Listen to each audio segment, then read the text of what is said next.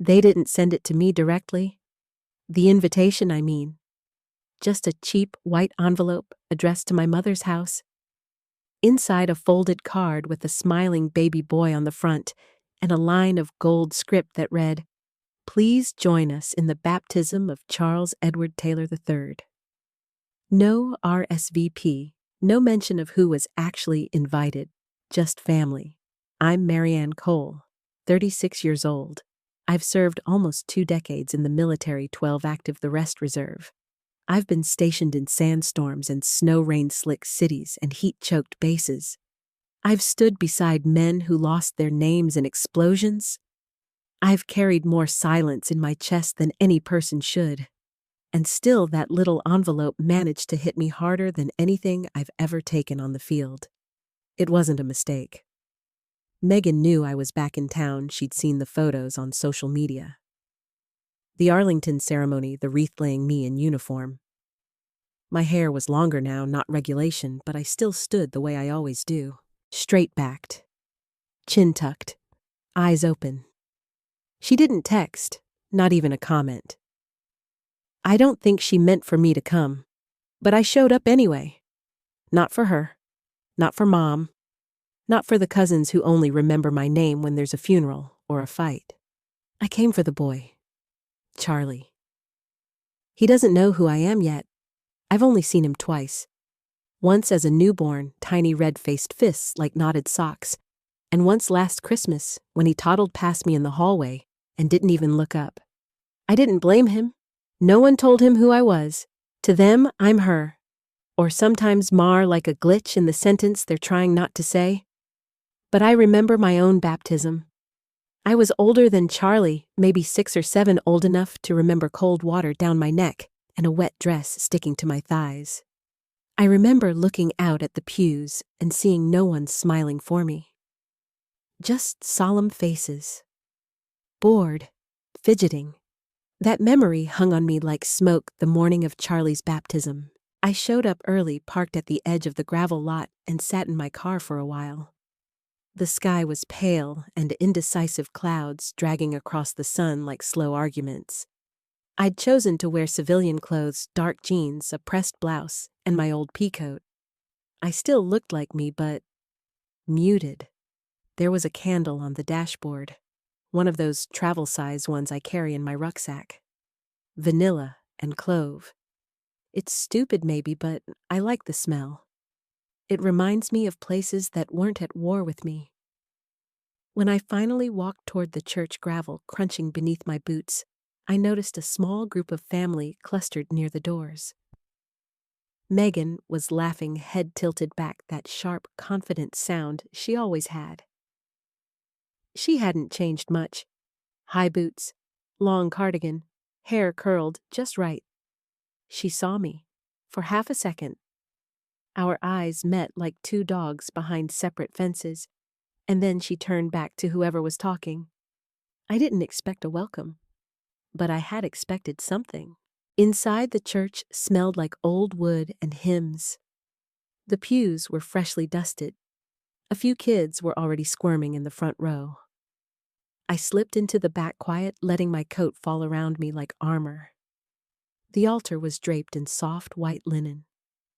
A silver basin sat ready water inside, catching the fractured light from the stained glass above. I looked up at the window. It showed an angel wings wide, cradling a child. But the glass had cracked somewhere along the top edge, spidering out like veins. I stared at that fracture for too long. I don't know why. Maybe because it was still beautiful, even damaged. Maybe because it didn't hide what it had been through. The ceremony started without fanfare. Just a slow procession. Megan and her husband carried Charlie forward. The baby looked sleepy, cheeks flushed. No one turned around. No one acknowledged me. Not even Mom. I sat through the entire thing without moving. When the priest asked for the family to stand in support of the child, I stood, alone, in the back. A few heads turned confused. One cousin squinted like he didn't recognize me. That was fine. I wasn't there to be seen. But I wasn't invisible either. Charlie looked around during the blessing, scanning the pews like he sensed something. His eyes stopped on me just for a second. He didn't smile, didn't wave, just looked. And I raised my hand, not in greeting, but like a salute. Subtle, low, but real. That's the thing about military bearing. It doesn't leave you, even when your own family has. After the ceremony, people flooded the aisles. I stayed back, watching from the shadows. Megan didn't come over. Neither did Mom. I could hear their voices floating like perfume, faint, artificial sweet on the outside. I didn't cry. I haven't in years. But something in my chest ached. Not like a wound. More like a scar waking up. The guest bathroom mirror at my mother's house hadn't changed in 20 years. Same flickering light overhead, same small crack running diagonally through the top left corner like an old wound no one wanted to fix. The medicine cabinet still creaked when I opened it. I stared at myself, toothbrush half raised, and tried to recognize the girl who used to hide behind that glass. She wasn't there. I saw short hair combed back, civilian clothes that didn't hang right, shoulders squared from years of habit, and a jaw that never quite unclenched anymore. I looked like someone on leave, which I was, but more than that, I looked like someone who didn't belong here. Behind me on the counter sat a candle, vanilla and clove, Mom's favorite scent. She'd lit it that morning, probably thinking it would make the house seem warm, but it just reminded me of how much we pretended. I rinsed my mouth, wiped my face dry, and started to turn away. That's when I heard her. "Try not to look like a man today." The words were quiet, but not gentle. I didn't turn around. I didn't need to. I could see her in the mirror, leaning against the doorframe, holding a chipped mug of coffee like it was a shield. Her face looked exactly like mine, only softer. More lines around the eyes. Same tight mouth. "You could have worn a dress," she added. "I didn't bring one," I said. She scoffed, took a sip, then walked away. That was our whole conversation. And somehow, it said everything.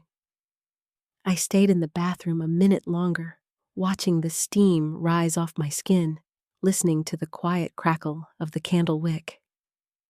That smell, vanilla and clove, clung to me as I moved through the house, as if I were wrapped in something I couldn't wash off.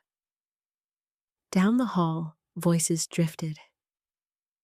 Megan was here now, along with most of the family. I could hear her laugh, sharp and deliberate, like someone playing an instrument they knew too well. I didn't go out to meet them. Instead, I lingered in the old guest room, the one that used to be mine. Nothing had changed in here either. The twin bed, still with the floral quilt, the same poster of a horse on the wall, the scar on the door where I'd thrown a book once at age 12 after Megan called me dyke under her breath during a family dinner. I'd forgotten about that until I saw the dent. Funny how memory works. There was a box under the bed. I pulled it out. My old things. High school yearbooks, track medals, a photo of me in ROTC, face too serious for 17. And at the very bottom, wrapped in tissue, my father's dog tags. I hadn't seen them in years. He died when I was 19, car accident, drunk driver. I was 3 weeks into basic. They didn't pull me from training for the funeral. Said I could take time later. I never did. I held the tags in my hand. They were heavier than I remembered. I wondered what he would have said to me now, seeing me like this, not in uniform, not in combat, just standing in my old room trying to remember how to exist in a house that never made space for me. My mother called from downstairs. "You coming?" I didn't answer. Not right away. I slipped the tags into my coat pocket, ran my fingers across the scar in the wood, and walked out of the room without looking back. At the church reception, everything felt plastic. Bright. Too loud. The folding tables were covered in blue cloth. Centerpieces made of fake flowers. Store-brand lemonade in jugs sweating from the cold. I stood near the edge of the room coat, still on eyes scanning for Charlie. He was across the room sitting on his dad's lap, laughing, totally unaware of the weight swirling in the air around him. And then Megan saw me. She walked over carrying a paper plate stacked with cake and deviled eggs. Her boots clicked sharply on the tile like they were making an entrance all on their own. "Well, look who showed up," she said too loud. "Didn't think you'd bother, Captain." There was a murmur around us. A few cousins stopped talking. "I'm on leave," I said. She looked me up and down. "You're not in uniform." "No? You could have tried a little harder. It's a baptism, not a tactical operation." She smiled, but it wasn't kind. "You still allergic to dresses?" she asked, tipping her head. Laughter followed. Hers, Mom's, maybe Aunt Clara's. A fork scraped against a paper plate like applause. I didn't move, didn't respond. Just watched the flame of a decorative candle flickering at the edge of a nearby table. It danced sideways for a second, caught in the draft from a nearby vent. But it didn't go out. I breathed in through my nose. The scent, vanilla and clove, was everywhere. It didn't comfort me. It didn't hurt me either. It just was. That's what this place had become. Not a home, not a battlefield. Just a waiting room for people pretending they'd already won. Megan's smile faltered when I didn't give her anything. No reaction, no comeback. She hated that more than anything. Silence. I turned and walked away. Didn't say goodbye. Didn't need to. The church hadn't changed. Same red carpet worn thin at the aisle edges. Same brittle hymnals in the pew racks. The crucifix above the altar had a hairline crack through Christ's left wrist. I remembered noticing that as a child, wondering if even he had been broken before the story really began. I slid into the last pew again. No one had spoken to me since the reception began. There were 30, maybe 40 people in the room, but the space around me stayed empty. Like the air had agreed I didn't belong here. Charlie was in the front, perched on a folding chair too big for him. His father crouched beside him, straightening his little white collar, the same kind you see in baby portraits. Megan floated from group to group, receiving congratulations like a hostess instead of a sister. I pressed my palms together, rested them on my lap. I wasn't sure why I'd come early. Maybe to find stillness. Maybe because punctuality is survival where I come from. Maybe because I knew the quiet would give me time to steel myself before the others arrived. The stained glass windows threw colored light across the room, jagged shapes of blue, amber, green. They reminded me of camo netting, and that's when it hit me. It felt like war. Not the kind with weapons, but the other kind. The war of being watched, judged, measured in whispers. I shifted slightly on the bench. The wood creaked beneath me loud in the hush. A few people turned to look. Brief, forgettable. But I noticed. I always noticed. The same way I noticed the ones who didn't look at me. The ones who saw and pretended they hadn't. I'd trained for that. You don't make it to captain by missing what's in the margins. A man with gray hair, Uncle Jerry, shuffled in and nodded politely in my direction. I nodded back. He hesitated like he might say something, then changed his mind. Sat up front. A child started crying somewhere behind the sacristy. A door clicked shut. The scent of polished wood and leftover incense drifted toward me. It smelled like memory. I remembered the last time I was here. 15 years ago. Megan's wedding. I'd just returned from my first overseas tour. She hadn't invited me as a bridesmaid, said I'd make the photos look weird.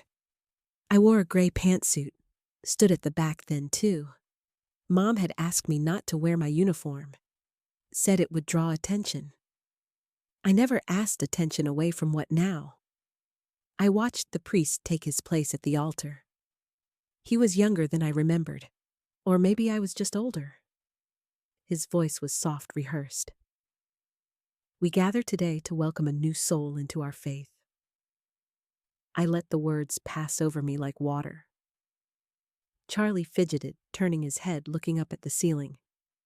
I remembered doing that as a child, looking for something else, something not here. My knees ached from how stiff I was sitting, my back straight, my hands still.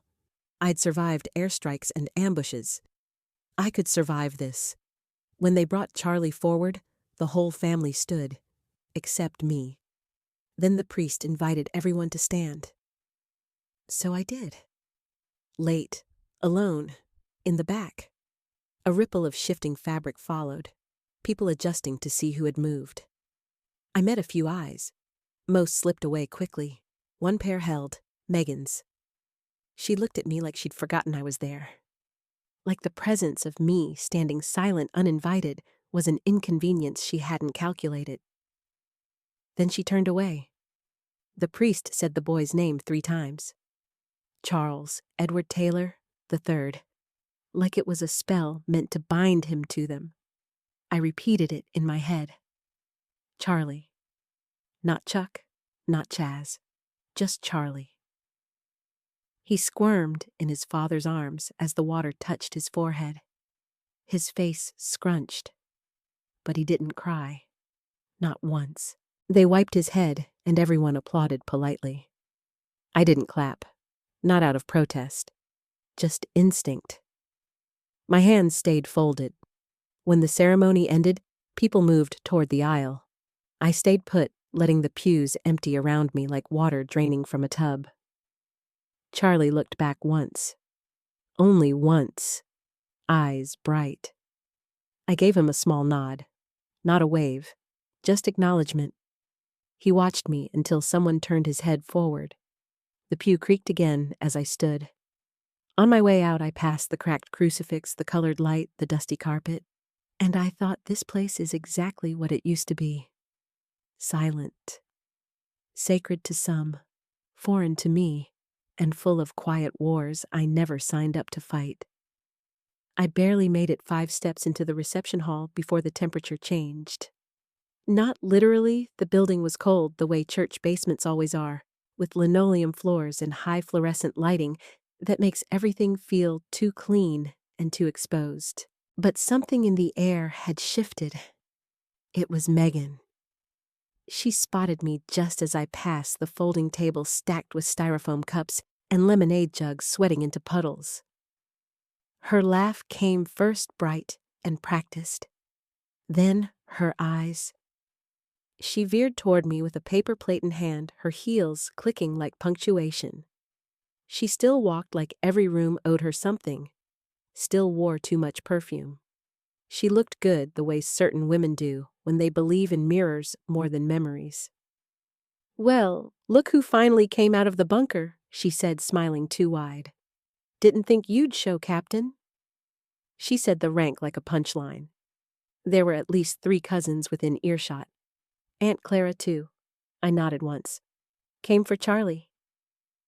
Of course, she said, her mouth tightening like she'd bitten into something sour. "No one thought you'd miss a photo op." My eyes flicked toward the baby Charlie, who was now trying to tug the ribbon off a gift bag. His father leaned down to stop him, too gentle.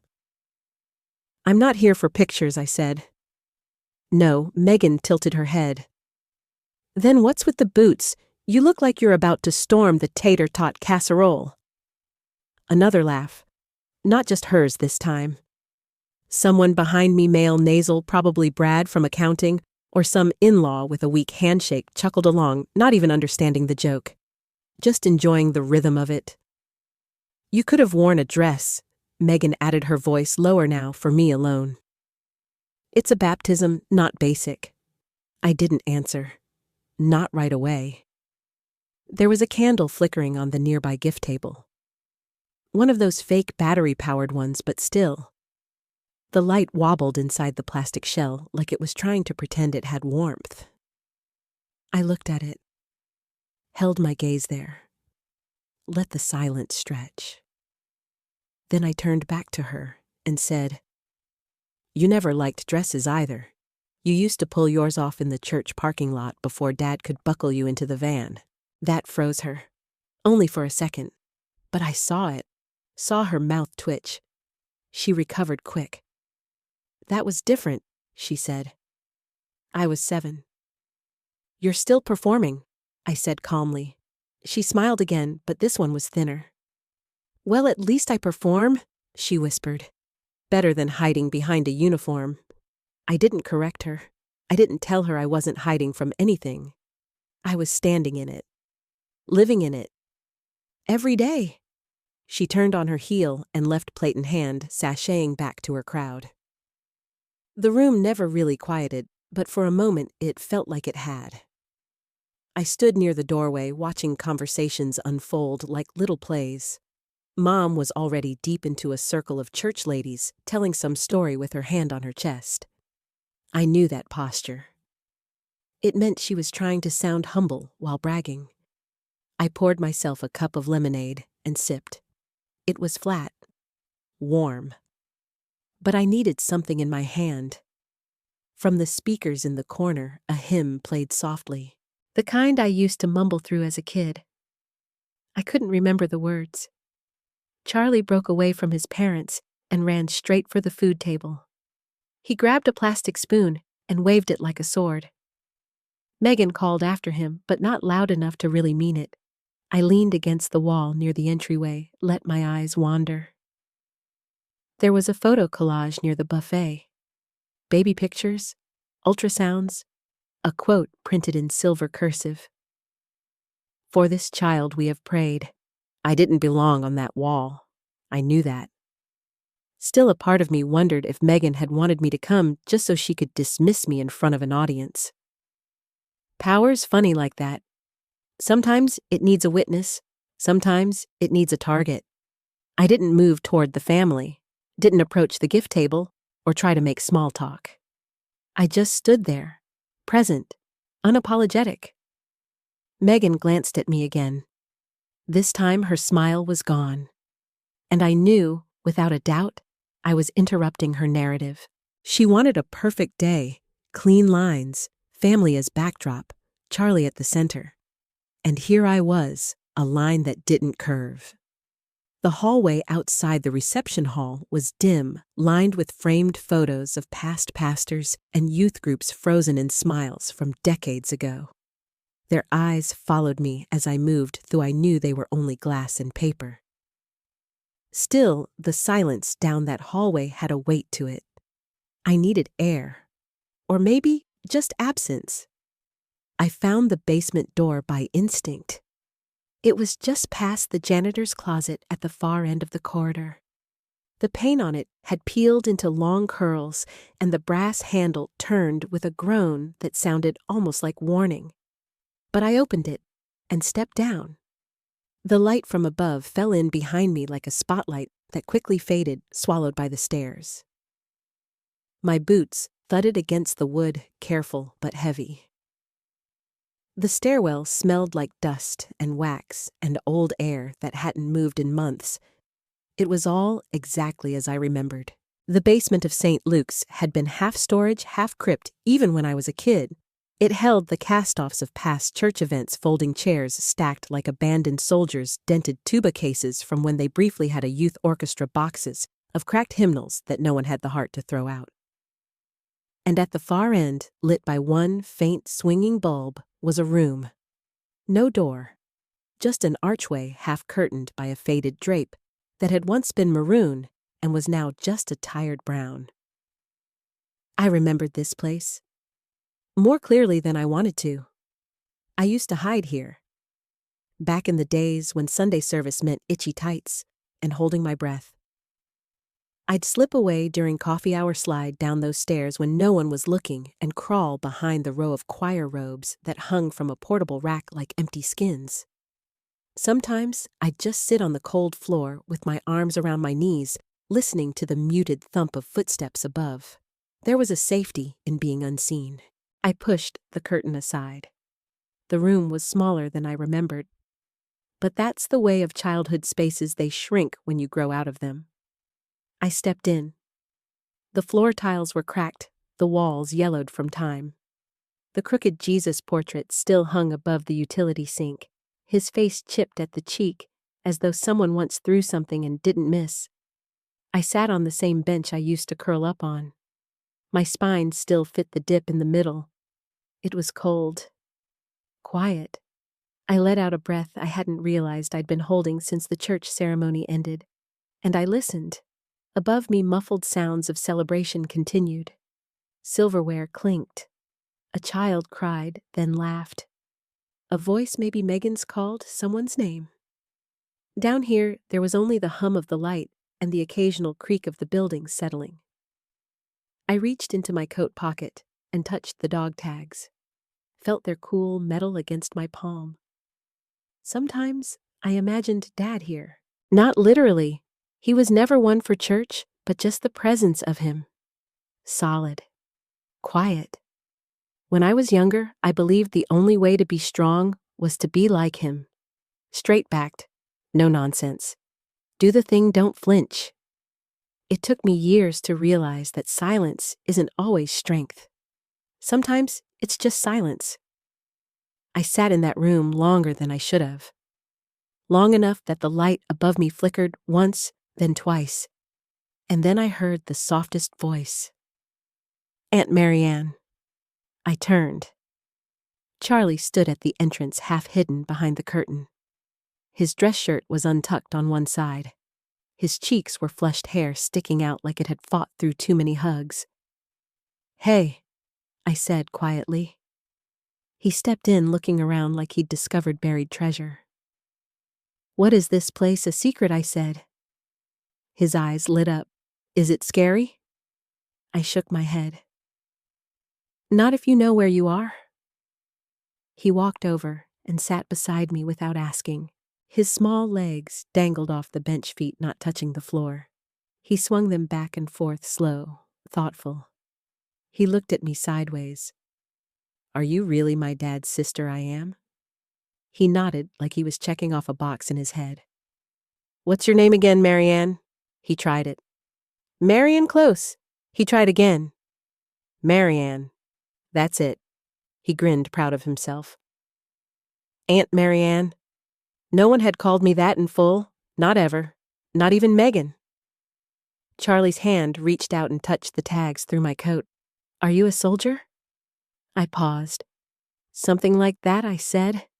He kept his fingers there for a while, then dropped them. You don't talk much, he said. I talk when it matters. He nodded again, serious now, like he understood. We sat in silence after that. The kind of silence that doesn't hurt. Just breath and stillness and the faint crackle of a bulb above us. I didn't want to leave that basement. Not yet. Upstairs, the party moved on without us. But down here at the bottom of the house of God, beside a child who had no script to follow, I felt something settle inside me. Not peace, not quite, but a kind of permission to exist. Untranslated. Charlie's legs kept swinging. He didn't seem in a hurry. We sat there together in the old basement room, neither of us saying much, which was its own kind of miracle. Children are rarely still. They vibrate, they question, they narrate everything. But Charlie seemed to understand this was a place meant for pauses.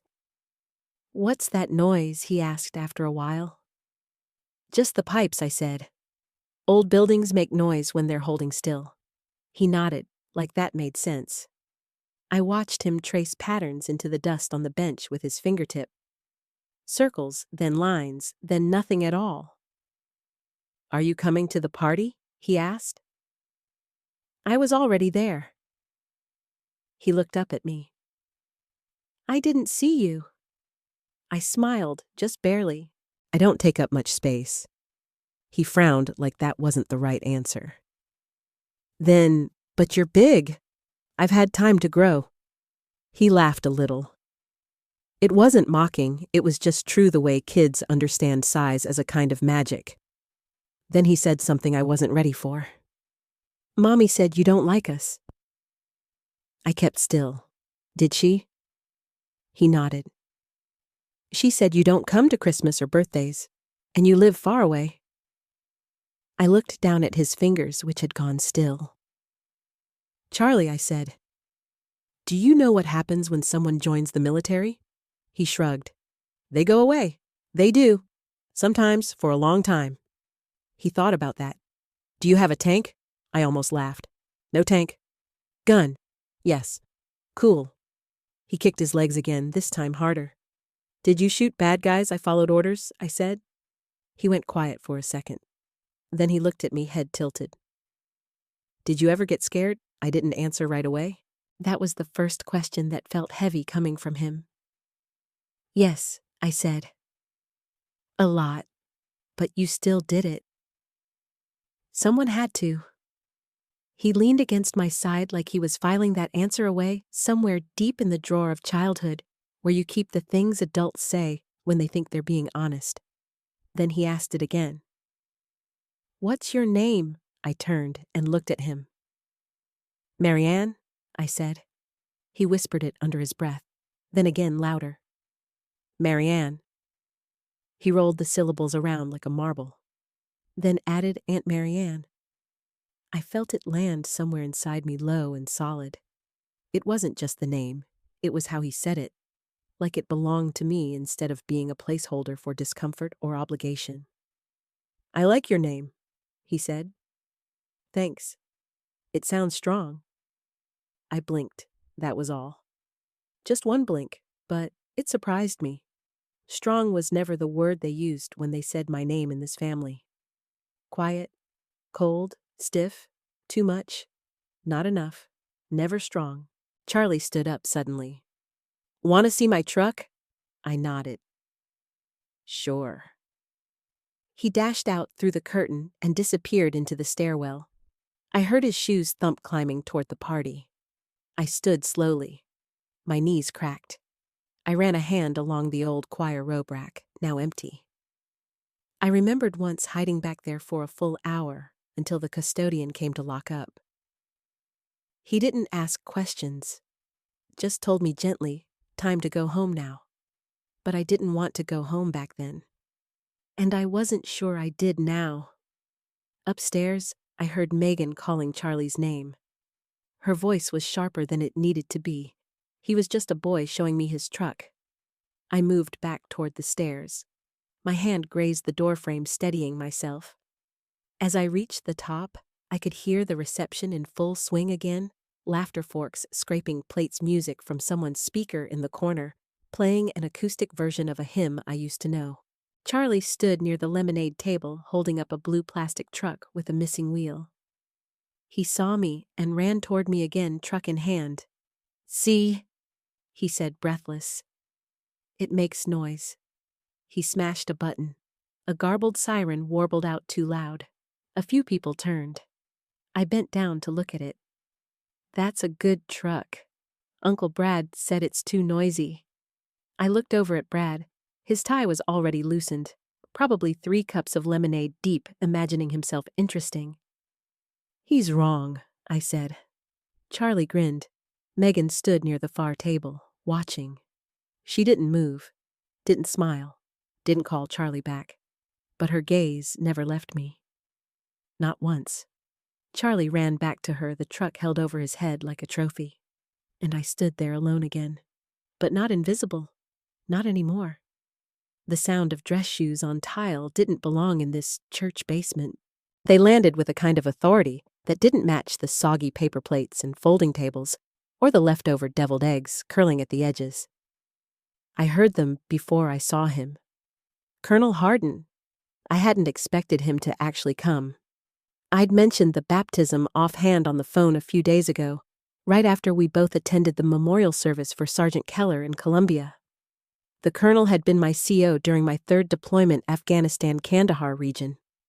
He was retired now, but you wouldn't know it from the way he still carried command in every step. When he asked if he could stop by while passing through, I didn't say no. I also didn't think he'd really do it. But there he was. Dark navy dress uniform, crisp as paper. Gold trim along the collar, a row of medals across his chest like punctuation marks carved from years of service. He walked into that church hall like he belonged. And everything stopped moving for half a breath.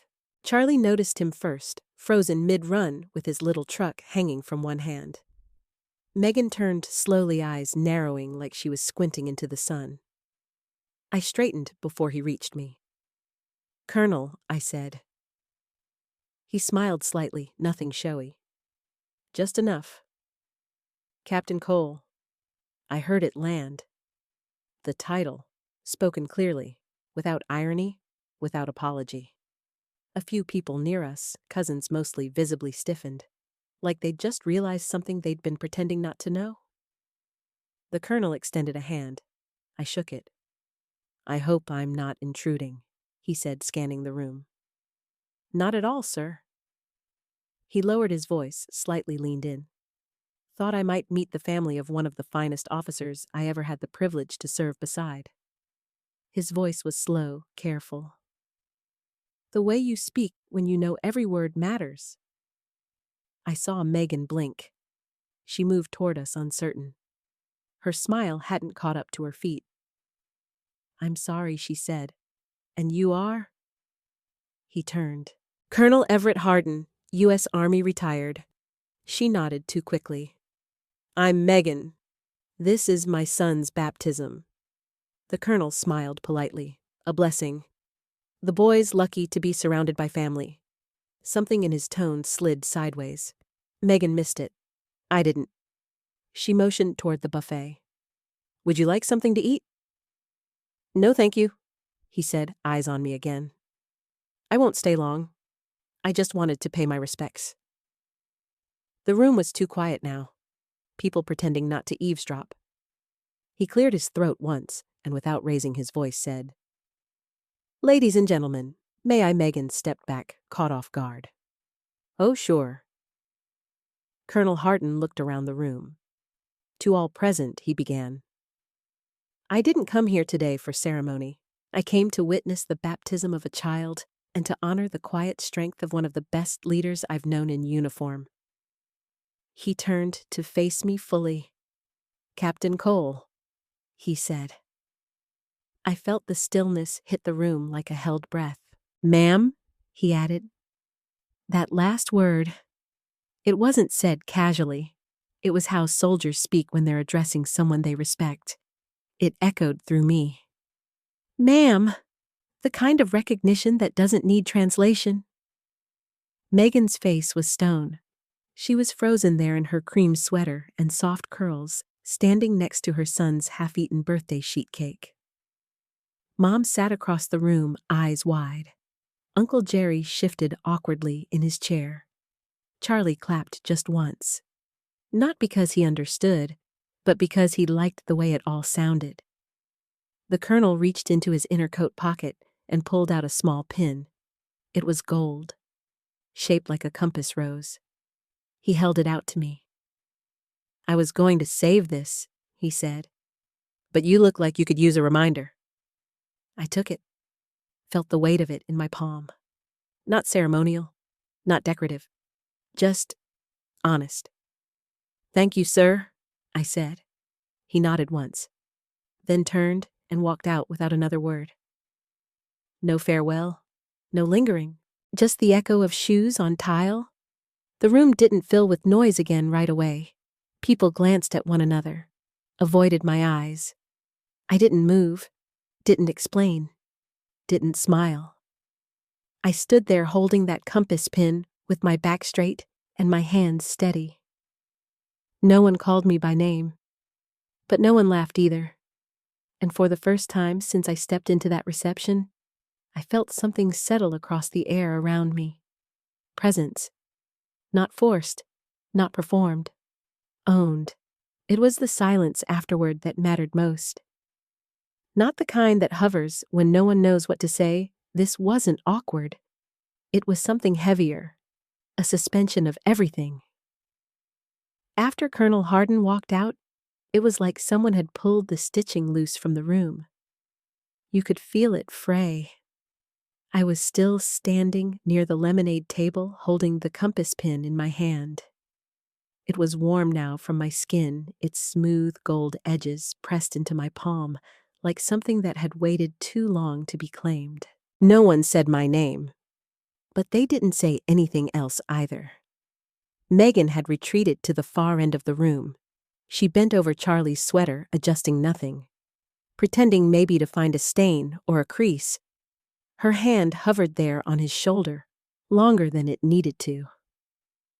People avoided eye contact. There was the soft clatter of someone clearing a plate into a trash bag. A cough. The scraping sound of a chair leg shifting. Uncle Jerry stood and walked to the coffee urn like it required his full attention. The atmosphere had shifted, not flipped, just paused. As if everyone had suddenly remembered they were in the presence of something they hadn't fully seen before. Colonel Hardin didn't just call me captain. He'd said ma'am. He had addressed me with the kind of formality and weight that you don't fake, not even for appearances. It's a word that comes from the gut, from training, from understanding the hierarchy of command. You don't say ma'am to someone you pity. You say it to someone you respect. Megan finally stood upright. Her eyes flicked toward me. She didn't say a word. She didn't need to. Her mouth was too tight. Her posture too straight. She wasn't confused. She was angry. Not because I'd embarrassed her, but because something had happened she couldn't control. I had been given a title in front of her guests, and for once she couldn't correct it. I walked over to the table where the cake sat, picked up a paper napkin, and wiped a streak of icing from the edge of the tablecloth. Not because it mattered, but because I needed to move, and something about cleaning in that moment made sense. I tucked the compass pin into my coat pocket next to my father's dog tags. It felt right. 2 pieces of metal, one that brought me into the life I chose, one that reminded me who taught me how to endure. Aunt Clara approached slowly. She held a plate in both hands like she wasn't sure whether to offer it or guard herself with it. "Didn't know you'd made captain," she said. I nodded once. "Congratulations," she added, though her voice was brittle. "That's a big deal, right?" "It is," I said. She hesitated, then said nothing else. She walked away without handing me the plate. Charlie broke the tension next. He ran toward me again, the little truck held high like a beacon. "Aunt Marianne," he shouted. It rang through the room. Heads turned. I crouched and caught him just before he collided with my knees. "Did the man with the shiny jacket give you a medal?" he asked. I smiled. "Not exactly. He talked fancy. He does that." Charlie leaned into me again, whispering loud enough for everyone to hear. "He called you ma'am. That's like what we say to our teacher." "Something like that," I said. He nodded, like that solved it. Then Megan's voice came from across the room. "Charlie, come here, please." Sharp, controlled. He looked up at me. I gave him a small nod. "Go on." He took off, without protest, shoes skimming across the floor. Megan didn't look at me as he returned to her side. She knelt and adjusted his sweater again, murmuring something low into his ear. And then for the first time that day, she stood up and didn't walk away. She came to me, alone. Her arms crossed, not in defiance, but like she didn't know where else to put them. "You invited him?" I held her gaze. "I mentioned the baptism." She exhaled tight. "You knew he'd do that." "No," I said. "But I hoped he would." Her eyes narrowed. "You made a show of it." "No," I said again. "He did." I stood still. She didn't respond right away. "I don't know how to talk to you anymore," she said quietly. "You never did?" The words hung there, not cruel, just true. She blinked once. "We didn't know what to do with you when you left." "I know. We still don't." I nodded. I know that too. And for a breath, we just stood there. Two women who used to share a bedroom, now separated by years of misunderstanding and things we never named. She looked like she might say more, but didn't. Instead, she turned and walked back to her circle. No one laughed now. No one joked about boots or dresses. No one called me Mar. And no one said Captain either. But they didn't need to. The air had already changed. That title had been spoken, and once heard, it couldn't be unsaid. I went back to the edge of the room, found my place near the candle on the gift table. It flickered. Steady now?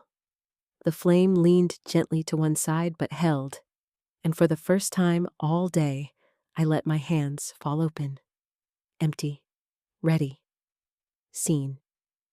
When Colonel Hardin left the room softened, but didn't quite return to what it had been. That kind of shift doesn't reverse. It lingers like smoke in upholstery. You don't see it anymore, but it's there. And it changes the way everything smells. I stayed near the candle. Someone had placed it there maybe as decoration. One of those little white votives in a glass cup, unremarkable. But the wax had melted into a smooth pool now, and the flame bent low in the draft from the vent above. I watched it for a while. Not because I was trying to be dramatic. I just needed something to look at. Something that didn't require answering. My hands rested on the table. Still. Palms open, fingers loose. That was new. For a long time, I didn't notice Mom approach. She came from behind quietly. The way she always did when she wanted something to seem casual. I felt her presence before I saw her. And then I heard her voice, low and flat. "You want some cake?" I looked down. In her hand, a folded napkin cradled a corner slice. Thick, frosting, pale blue roses. I took it without thinking. "Thanks." She didn't meet my eye. "You looked sharp today," she said, still watching the floor. "I wasn't in uniform." She shrugged. Still, that was all. She turned and walked back toward the folding chairs, toward the place where people like her felt more comfortable, half in conversation, half pretending they weren't listening to everything happening just out of frame. I looked down at the cake. The icing was too sweet. The kind that stuck to the roof of your mouth. The kind you only eat because someone handed it to you. But I ate it. Slowly. Deliberately. Because something about that gesture, Mom handing it over without any pretense, was closer to apology than anything I'd ever received from her. There were no "I'm proud of you"s in our family. No open admiration, just offerings, cake, coffee, a gesture. And today, apparently silence. The cousins kept their distance. One of them, I think his name was Eric, glanced over once like he wanted to ask something. But he didn't. Megan hadn't spoken again since our exchange. She hovered near Charlie like he might be lifted away if she didn't keep a hand on his back. I stayed where I was, by the candle, watching the wax lower, little by little. There was something peaceful in that. A small, burning thing holding steady, unbothered. I imagined my younger self watching that same flame. I could almost see her legs dangling off the church bench, hands in her lap knees, knocked together in discomfort. I wondered if she would have believed we'd come back here like this, older, decorated, and somehow still trying to earn the right to take up space. The frosting clung to my fingers. I wiped it away with the napkin. A child started crying again, someone's toddler, red-faced and overtired. A few chairs scraped. Someone turned the music down. I caught sight of Charlie across the room. He was holding the plastic truck again, this time more gently, the way kids do when they've decided a thing is precious. He looked over at me and smiled. Not wide, not loud, just real. Then he waved. I lifted my hand in return. Not a wave, just open fingers. He nodded and turned back to his toy. That was enough. The family had started packing up now. Plates were being tossed, leftover lemonade dumped. The buffet tables stripped bare. No one asked me to help, and for once, I didn't offer. Megan passed me once with a bag of wrapping paper. She didn't look at me, but she didn't say anything sharp either. That was something. The candle burned lower. Its flame steadied again, unflickering like it had found its rhythm. I stared at the small puddle of wax it left behind in the bottom of the glass. A perfect circle. A quiet mark. Proof that something had stood and held its ground, even if only for a few hours. I took a slow breath and let it go. I didn't mean to stay after the tables were folded, but I didn't mean to leave either. There's a certain kind of stillness that settles after a gathering ends, when the noise drains away and what's left behind feels more honest. You can finally see the room without its performance. Charlie had fallen asleep in one of the metal chairs, his head tilted sideways, lips slightly parted. Megan was carefully folding his jacket. Her movements were slow, not performative anymore, just tired. I stood near the window, watching the last of the cars pulling away across the gravel lot. The sky had gone soft, shifting into that flat golden blue you only get in late afternoons. It lit the dust in the air like tiny motes of memory. Someone cleared their throat behind me. I turned. One of the cousins, Eric, I think, stood holding 2 bottles of water like a peace offering. "I figured you'd want one," he said. I nodded. "Thanks." He passed me the bottle and leaned against the wall a few feet away. Not close enough to crowd, just enough to signal this wasn't a hit-and-run kind of conversation. "I didn't know you were that high up," he said. "Captain?" I took a sip before answering. "Most people don't." He nodded. "It's impressive." I didn't respond. Compliments like that never landed right here. They either slid off or came with hidden barbs. "I mean it," he added. "We're proud, even if we don't say it right." That last part stuck with me. Even if we don't say it right. It was as close to honest as anyone in this family had come today. I tilted the bottle in my hand. Words don't matter much if they don't come when you need them. He didn't argue. We stood there for a while in the quiet. Then he asked, "What's it like?" I gave him a look. "The military. He clarified. I thought about that. About what it was like to be always alert, always scanning, always making yourself smaller, when the threat is bigger and larger, when the fear sets in. I thought about how scars become part of the skin, how some don't show up on X-rays, how stillness isn't always peace. It's sometimes what you do when moving will get you killed." "It's a lot of silence," I said finally. "A lot of noise, too. But mostly silence." He nodded, but I don't think he understood. That was okay. Not everyone needs to understand you. They just need to stop pretending you're invisible. I shifted, letting the coat fall open. The faint lines of my uniform still imprinted on the shirt I wore underneath like a ghost pressing through fabric. Eric cleared his throat again. "Do you miss it?" I didn't answer. Instead, I pulled the dog tags from my coat pocket, just enough to show the edge of them. Then the compass pin Colonel Hardin had given me. "I carry the parts I need," I said. He nodded again, slower this time. Then he said something unexpected. "You were always different, even when we were kids. I think some of us were scared of that." I raised an eyebrow. "Scared?" "Not like afraid," he said quickly. "More like confused. You didn't play the same game. You weren't trying to be liked." I laughed once, quietly. No one made room for me to be liked. "Maybe," he said, "or maybe we just didn't know how to see you." The honesty in that hit harder than any compliment. It made me look away. "I should go," he said after a beat. "It was good seeing you, Marianne." He said it like he meant it, and I realized that was the first time someone outside my rank had said my full name today.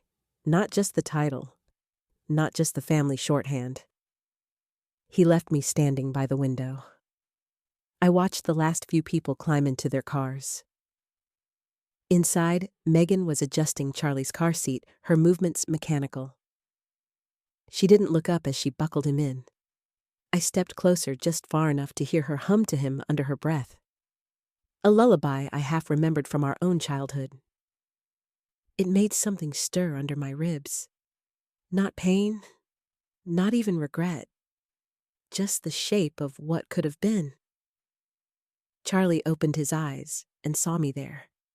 He waved again, small fingers curling slow. I didn't wave back. I just placed my hand flat against my chest over the dog tags and the compass pin. He smiled, then closed his eyes again. The room was almost empty now. The candle had burned down to a stub. I reached over, pressed the switch on its bottom, and turned it off. Let the room go dim around it. Outside, the air had cooled just enough to bite through my coat. Not painfully just enough to remind me I was alive. My boots sank slightly into the gravel, that old crunching sound beneath me like memory underfoot. The lot had mostly emptied.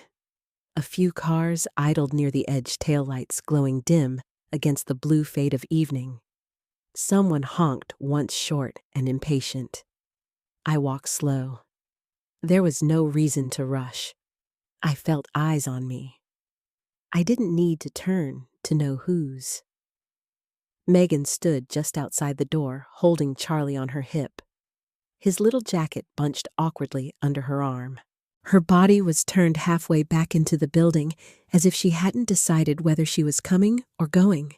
She didn't call out, but she didn't go inside either. We stood there for a second, the three of us suspended in that strange, unspeakable distance we'd always carried. Then I gave a small nod. Not big enough to mean everything, but not small enough to mean nothing. She didn't nod back. She just turned, carried Charlie to the back seat, and buckled him in without a word. It didn't feel like rejection. It didn't feel like forgiveness. It just felt honest. I kept walking. My car was parked at the far edge of the lot under the only broken street light.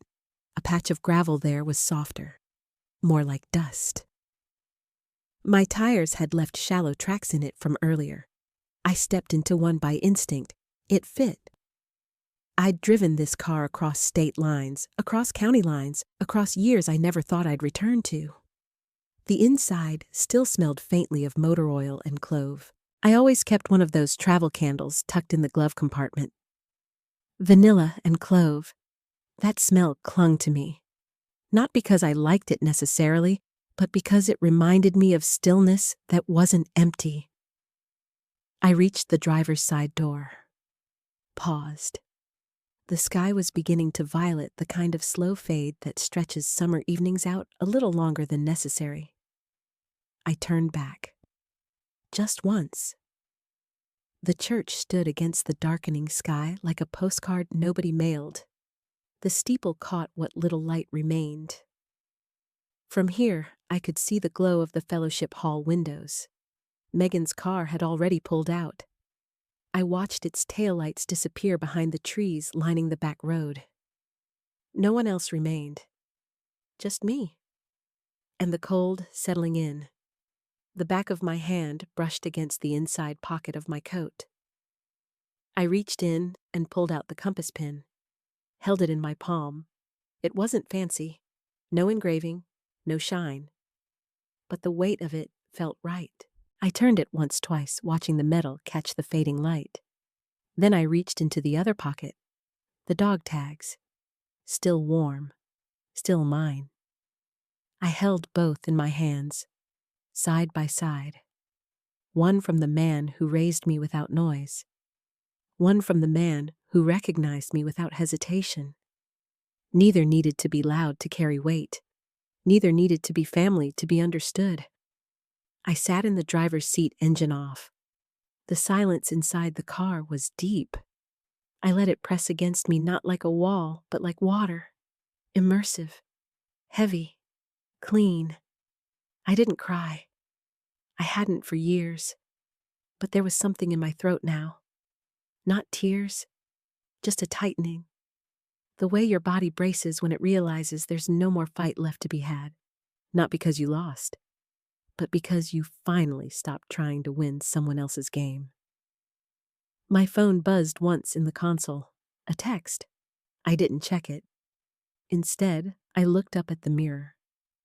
My reflection was softer in the dim light, less defined. Like a ghost, or maybe just someone returning from one. I didn't look strong. I didn't look broken. I just looked like myself, and that felt like enough. I opened the glove box, reached for the travel candle. Vanilla and clove. I set it gently in the cup holder. Unlit. For now. I didn't notice the box until I opened the passenger side door. It was small, maybe the size of a hardback book, and wrapped in brown paper edges, folded neatly and tied with a piece of twine. No tag, no handwriting. No tape, just a single knot at the top, pulled tight like whoever tied it wasn't used to giving gifts. For a second, I looked around the parking lot, even though I already knew it was empty. I sat down, slowly turned the box once in my hands. The twine had left a faint crease in the paper, pressed tight from time or care or both. It wasn't from Mom. She hadn't given me anything in years, not wrapped like this. And Megan wouldn't have used twine. She didn't own anything without glitter or foil. I slipped a fingernail beneath the knot. Pulled. The twine fell slack like it had been waiting. Inside a compass. Not the ceremonial kind. Not polished. Not new. It was old brass worn down at the edges. A few scratches across the face. I turned it toward the dash light. The needle pointed north. Steady. Unwavering. Beneath the compass was a small photograph. Me standing in front of the American flag at basic training. Uniform stiff, my face still round with youth mouth closed hard, like I'd already learned too early that smiling was a liability. I stared at it for a long time. I didn't remember anyone taking that photo. At the very bottom of the box, folded between two pieces of tissue paper, was a single index card. Lined. Torn on one side. 3 words. You were right. No signature. But I knew the handwriting. Megan's. It looked the same as it had in high school on all those flashcards taped to her bedroom mirror, spelling words, vocabulary, drills, college prep. Back then, she wrote in permanent marker. Now, it looked like pen. Fainter. I leaned back in the driver's seat and closed my eyes. Let the silence fill the car like water. I didn't know what part she meant. What I'd been right about. That I belonged in the room. That I never needed to ask for her permission to exist. That strength doesn't always look like her version of success. That I'd done something with my life that didn't fit into her narrative, but still mattered. Maybe she didn't know either. Maybe that's why she only wrote those 3 words. Because anything more would have cost too much. And those 3 cost just enough. I held the compass in my palm. Let the weight settle there. It was heavier than it looked. I wondered if it had been Dad's. He used to carry something like this when we went camping in the woods near the reservoir. He never used it. Just liked to hold it, check it, point it north like a ritual. He once told me that a compass doesn't tell you where to go. It just tells you where you are. And from there, you have to decide. The photo felt strange in my hands. I looked so young, so sure. And yet I remembered exactly how afraid I'd been that day. Not of failure, not of pain. Of being forgotten. Of being erased. And here it was. Proof that someone had kept a piece of me. I didn't cry. Still. But I did breathe deeper. Let it fill me. The seat creaked as I shifted. I slid the compass into the side pocket of my coat right next to the pin Colonel Hardin had given me. Then the photo. Folded once. Gently. And the index card too. I didn't need to keep it, but I wanted to. There's a difference. Outside, the wind moved through the trees lining the lot. Leaves rustled not in chaos but rhythm, the kind of sound you forget to appreciate until everything else stops. The kind of sound that lets you hear yourself. I turned the ignition once. The engine rolled over slow, then caught. The headlights hit the gravel in front of me, and I saw the faint tracks of my boots from earlier still pressed into the dust. I shifted into reverse, but didn't move. Not yet. I looked at the candle in the cup holder, still unlit, but steady. Waiting. 3 weeks later, I stood in front of a room full of fresh uniforms. Brand new recruits buzzed down, and sharp-eyed all of them balancing somewhere between excitement and fear. The air inside the lecture hall smelled like starch and metal and ambition. They didn't know me yet, but they would. Captain Marianne Cole, the man beside me, said, projecting his voice to the back row. Your instructor for the next phase. I stepped forward, hands behind my back. No smile, no preamble, just presence. Their eyes landed on the insignia pinned across my chest. They saw the medals, the shoulder bars, the crisp black of my uniform coat, and more than one saw the faint line of the compass pin tucked above my left breast pocket. I began to speak, voice steady, not loud. I never needed volume, just precision. In this course, you'll be asked to find your center before you find your target. If that doesn't make sense yet, it will. A few recruits shifted in their seats. I could feel the weight of their questions. Who is she? What's her story? They wouldn't hear it from me. Not the way the world outside told it. My name was Captain Cole. That was all they needed. Later, alone in my quarters, I took off the uniform with practiced care, layer by layer. The stillness after was full of something I didn't used to recognize. Not absence, not waiting, just space. I set the compass on the windowsill. It still pointed true, even in a room full of steel and concrete. I lit the candle vanilla and clove, watched it settle into its slow rhythm. The glow hit the far wall, flickering gently. Somewhere in the back of my mind, I could still hear Charlie's voice. Aunt Marianne. I hadn't seen him since the baptism. Megan hadn't called. She didn't need to. We weren't going to be the kind of sisters who reconciled with wine and apologies. But she'd said what she needed to. You were right. It echoed without demand. I respected that. The box it came in now lived in the drawer beside my bunk. I opened it sometimes. Not often. Just enough to remember that silence when chosen could be ownership. Not punishment. Not exile. Not erasure. But power. A few nights ago, I'd been asked to choose a call sign for a training profile. Something for the next round of officers to know me by when we ran simulation drills. Most of them picked animals, or metal. Things that sounded like strength. I picked stillness. They'd laughed at first, but only until they saw what it meant. Stillness isn't the absence of action. It's the control of it. The command of breath in the middle of noise. The choice to move only when you mean it. Outside my window, the sky darkened again into that quiet shade of blue I'd come to respect. I took one long breath. The flame flickered, then steadied. I left it burning, not to light the room, just to prove it could.